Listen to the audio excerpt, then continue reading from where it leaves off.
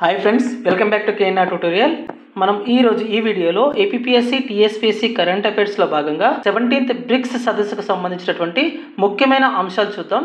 దానికంటే ముందుగా మీకు ఒక చిన్న రిక్వెస్ట్, ఎవరైనా ఈ ఛానల్ ఫస్ట్ టైం విజిట్ చేస్తున్నట్లయితే ఛానల్ని సబ్స్క్రైబ్ చేసుకొని వీడియోని లైక్ చేయండి. మనం వీడియోలోకి వెళ్తే కరెంట్ అఫైర్స్లో భాగంగా 17th బ్రిక్స్ సదస్సుకు సంబంధించినటువంటి ముఖ్య అంశాలు, 17th బ్రిక్స్కి సంబంధించినటువంటి ముఖ్య అంశాలు కనుక చూసినట్లయితే ఫస్ట్ మనకి ఇప్పుడు జరిగేటటువంటి బ్రిక్స్ అనేది 2025లో జరిగేటటువంటి బ్రిక్స్ సదస్సు అనేది ఎన్నవది అంటే 17th. ఎన్నవది? 17th. అదే మనకి 2024లో జరిగింది 16th. నెక్స్ట్ 2023లో జరిగింది 15th. ఇప్పుడు 17th ఎక్కడ జరుగుతుంది అని అంటే బ్రెజిల్లో జరుగుతుంది. ఎక్కడ జరుగుతుంది? బ్రెజిల్లో జరుగుతుంది. నెక్స్ట్ 16th ఎక్కడ జరిగింది? 16th ఎక్కడ జరిగింది అంటే రష్యాలో జరిగింది. నెక్స్ట్ 15th ఎక్కడ జరిగింది అంటే సౌత్ ఆఫ్రికాలో జరిగింది. అంటే బ్రిక్స్కి సంబంధించి 2025 17th సదస్సు మనకి బ్రెజిల్లోని రియో డి జెనిరో నగరంలో జరుగుతుంది. రియో డి జెనిరో నగరంలో జరిగింది. ఎప్పుడు జరిగింది? ఇది జూలై నెలలో 2025 జూలైలో 6th 7th డేట్స్లో జరిగింది. 6th 7th డేట్స్లో మనకి ఈ 17th బ్రిక్స్ సదస్సు అనేది జరిగింది. అదే 2024లో కనుక తీసుకుంటే 16th బ్రిక్స్ సదస్సు అనేది మనకి రష్యాలో కజాన్ నగరంలో జరిగింది. ఎక్కడ? కజాన్ నగరంలో జరిగింది.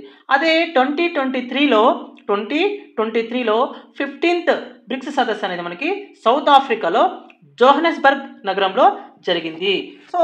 మనం ఇప్పుడు దేని గురించి మాట్లాడుకుంటున్నామంటే 17th బ్రిక్స్ సదస్సు గురించి మాట్లాడుకుంటున్నాం. ఇంకొక విషయం ఏంటంటే 2026లో మనకి 18th బ్రిక్స్ అనేది ఎక్కడ జరగబోతుంది అంటే ఇండియాలో జరగబోతుంది. ఎక్కడ జరగబోతుంది? ఇండియాలో జరగబోతుంది.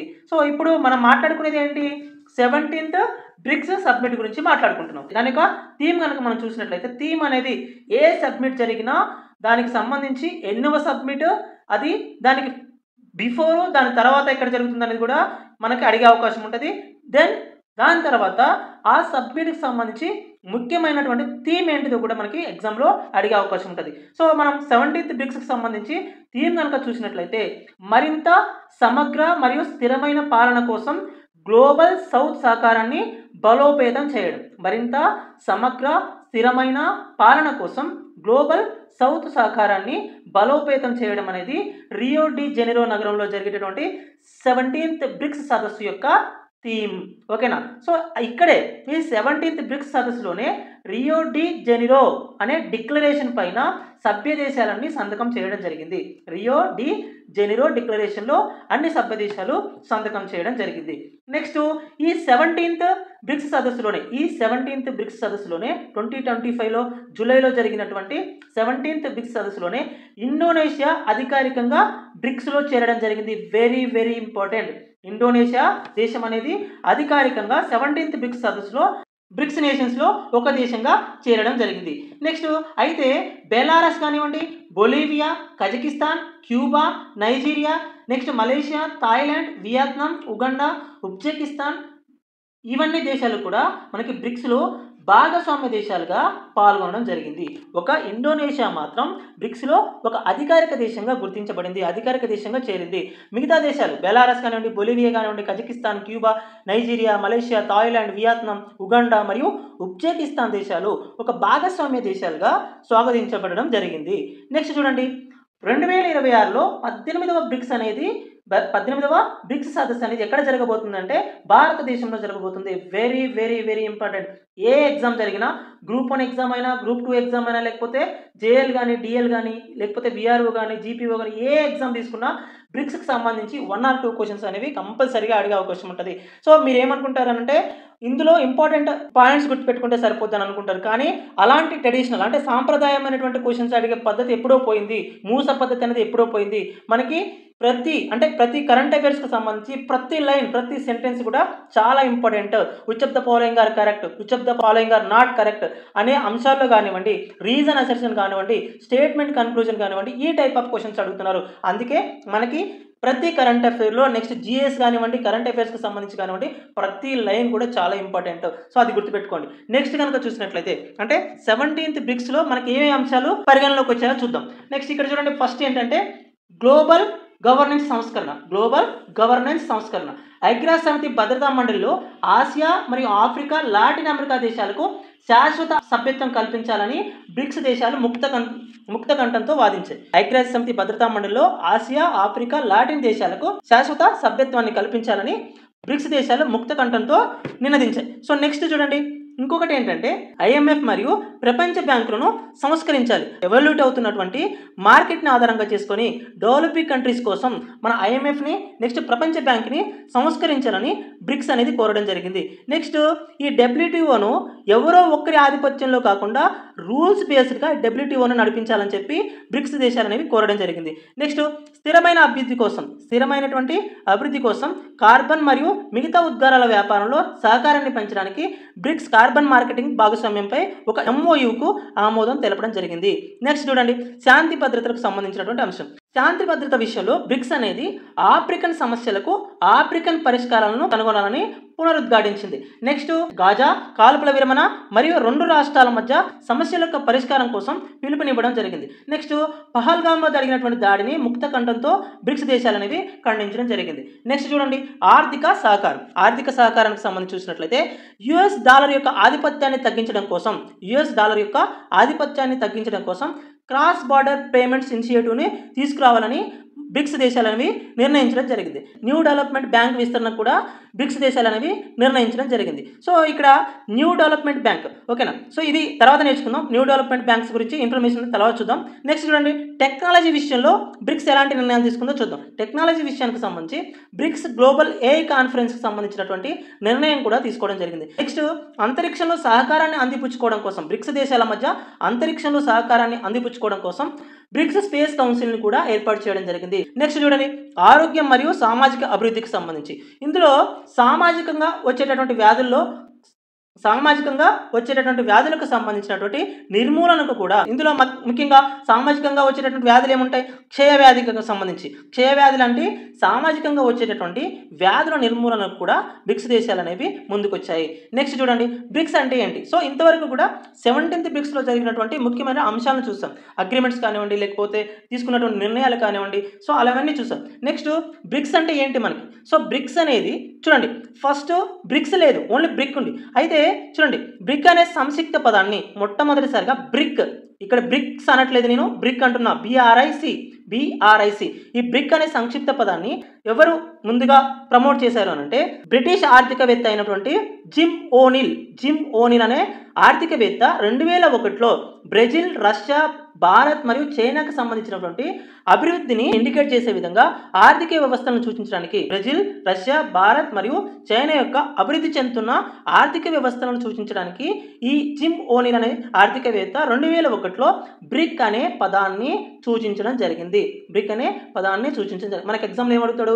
బ్రిక్ అనే పదాన్ని సూచించింది ఎవరని అడుగుతాడు.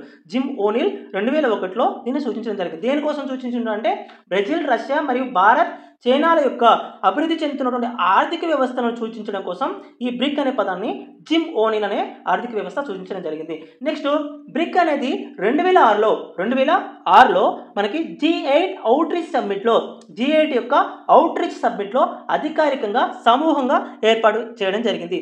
బ్రిక్ అనేది ఎప్పుడు ఏర్పడింది అని అంటే సో 2001లో ఆయన నేమ్ని సూచించారు, ఓకేనా. ఆర్థిక వ్యవస్థను సూచించడం కోసం ఆయన నేమ్ని ఇండికేట్ చేశారు. కానీ 2006లో G8 అవుట్రీచ్ సబ్మిట్లో ఈ బ్రిక్ అనేది అధికారికంగా ఒక సమూహంగా పనిచేయడం అనేది జరిగింది.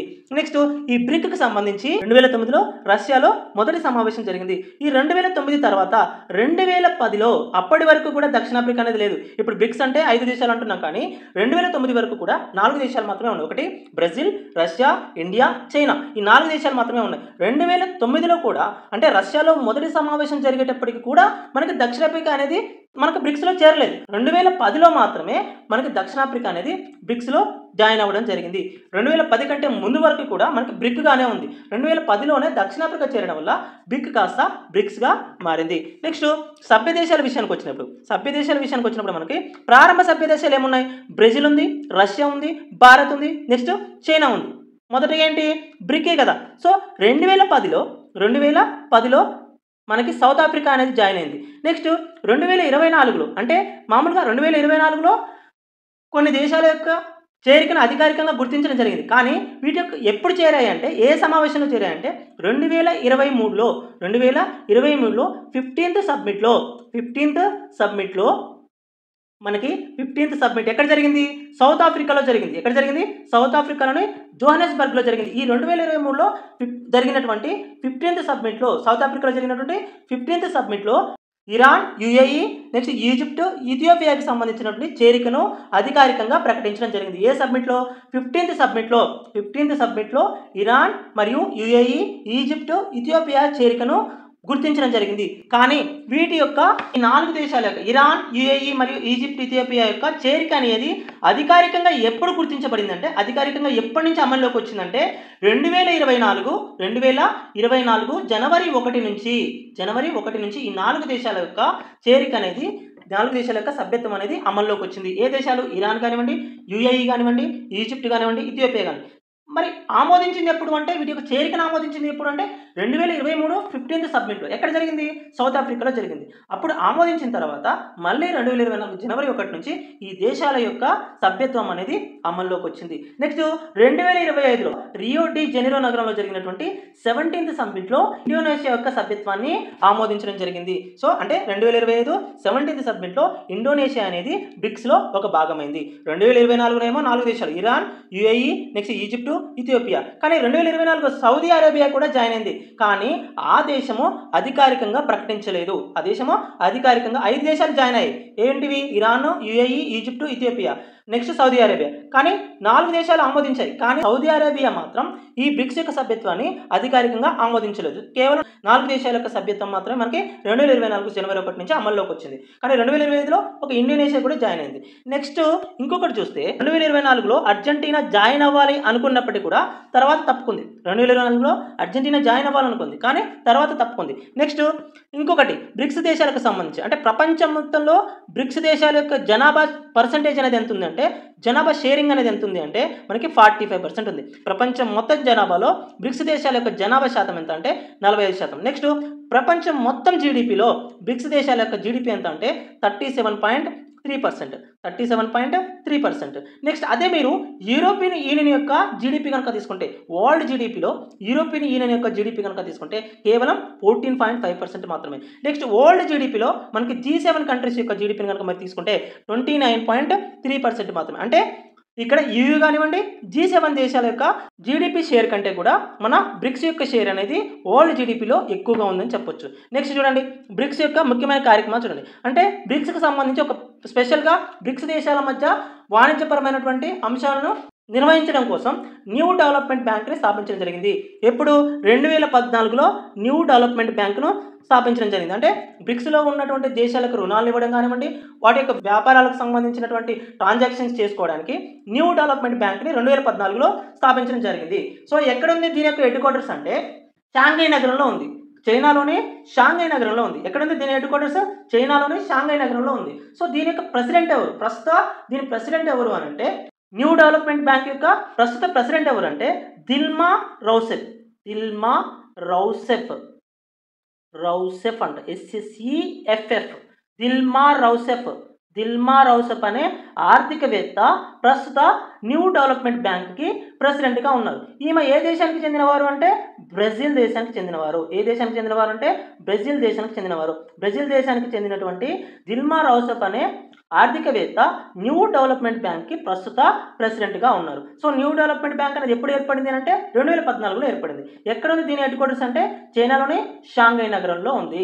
సో నెక్స్ట్ ఈ బ్రిక్స్కి సంబంధించి అంటే బ్రిక్స్ యొక్క కార్యక్రమాల్లో ముఖ్యంగా SDI ఫ్రేమ్వర్క్ ప్రోగ్రామ్ను కూడా 2015లో ప్రారంభించడం జరిగింది. ఇది మనకి బ్రిక్స్కి సంబంధించినటువంటి స్టాటిక్ ఇన్ఫర్మేషన్ అండ్ 17th సబ్మిట్కి సంబంధించినటువంటి ఇంపార్టెంట్ ఇన్ఫర్మేషన్. బ్రిక్స్‌కి సంబంధించినటువంటి ఇన్ఫర్మేషన్ అనేది 17th సబ్మిట్ కానివ్వండి, లేదా ఏ సబ్మిట్ జరిగినా కూడా ప్రతి ఎగ్జామ్‌లో చాలా చాలా ఇంపార్టెంట్. ప్రతి ఎగ్జామ్ ఏ ఎగ్జామ్ తీసుకున్నా బ్రిక్స్‌కి సంబంధించినటువంటి ఒక క్వెషన్ అనేది కంపల్సరీగా మనకొస్తుంది. G20 కానివ్వండి, బ్రిక్స్ కానివ్వండి, సార్క్ కానివ్వండి, వాటికి సంబంధించినటువంటి ఒక క్వెషన్ అనేది కంపల్సరీగా వస్తుంది. థీమ్ అనుకోండి, లేకపోతే అంతకుముందు జరిగినటువంటి సబ్మిట్ ఎప్పుడు జరిగింది, ఎక్కడ జరిగింది, సో నెక్స్ట్ సబ్మిట్ ఎక్కడ జరగబోతుంది, నెక్స్ట్ రీసెంట్‌గా జరిగినటువంటి సబ్మిట్ ఎక్కడ జరిగింది, దానిలో తీసుకున్నటువంటి నిర్ణయాలు ఏంటి, సో దానికి సంబంధించిన స్టాటిక్స్ అంటే బ్రిక్స్ అనేది ఎప్పుడు ఫామ్ అయింది, దానిలో ఉన్నటువంటి సభ్య దేశాలు ఏంటి, ఇవన్నీ కూడా మనకి ఇంపార్టెంట్. నెక్స్ట్ రీసెంట్‌గా జరిగినటువంటి సబ్మిట్లో ఏ ఏ దేశాలు సభ్య దేశాలుగా గుర్తించడం జరిగింది అని, ఇలాంటి ఇన్ఫర్మేషన్ అనేది కూడా చాలా ఇంపార్టెంట్ మనకి. నెక్స్ట్ బ్రిక్స్ యొక్క జీడిపి అనేది ప్రపంచ జీడిపిలో ఎంత శాతంగా ఉంది, లేకపోతే బ్రిక్స్ యొక్క జనాభా అనేది ప్రపంచ జనాభాలో ఎంత శాతంగా ఉంది అనేది కూడా, ఇవన్నీ కూడా మనకి చాలా ఇంపార్టెంట్. సో నెక్స్ట్ ఇంకొక వీడియోలో మనము ఇంకొక ఇంట్రెస్టింగ్ టాపిక్తో మళ్ళీ కలుద్దాం. అంతవరకు సెలవు. జై హింద్.